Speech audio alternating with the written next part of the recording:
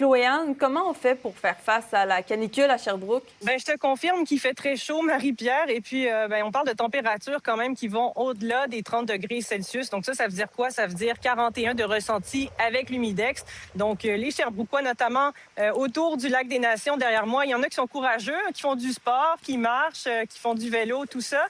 Et puis, en plus, il y a des travailleurs qui préparent le festival du lac des Nations. Donc, ils ont très chaud. Il faut qu'ils restent hydratés. J'ai parlé aussi plus tôt dans la journée à des citoyens qui sont très attirés par les points d'accès de la municipalité dont les heures de fermeture sont repoussées, notamment la piscine dans le secteur de Fleurimont qui est très populaire. On peut les entendre. Bien, on vient profiter évidemment des parcs, des nouvelles installations. On est vraiment contents. Puis on a aussi l'air climatisé à la maison. Là, c'est quand même très chaud. Je pense que pour le reste de la semaine aussi. Fait qu'on va se baigner, prendre ça relax aussi, pas trop faire d'activités qui demandent trop d'énergie. Puis probablement qu'on va prévoir d'autres petites saucettes comme ça. Là. Le parc est super beau, c'est bien installé. Bon, ce que j'essaie de faire tous les jours, le baigner au moins 20 ou 30 minutes. Puis ici, c'est une place idéale, l'eau est chaude. Je suis de Rock Forest.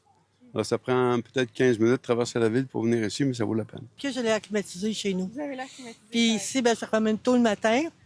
Puis aujourd'hui, c'est parfait, il y a des nuages. Fait que ça s'endure, comme on dit. Merci beaucoup. Mais il faut pas être trop négatif par rapport à ça parce qu'on n'en a pas beaucoup. Fait que, qu'on en profite. Et quelles mesures de sécurité sont conseillées dans ce contexte?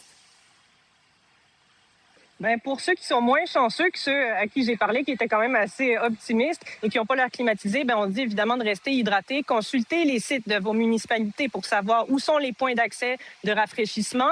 Évitez de laisser vos animaux, vos enfants tout seuls, évidemment, dans une voiture. On le fait jamais, encore moins maintenant. Et puis, restez hydraté, c'est super important. Pas de promenade, pas d'exercice trop forcé, intense, ça c'est sûr. Merci, Chloé-Anne.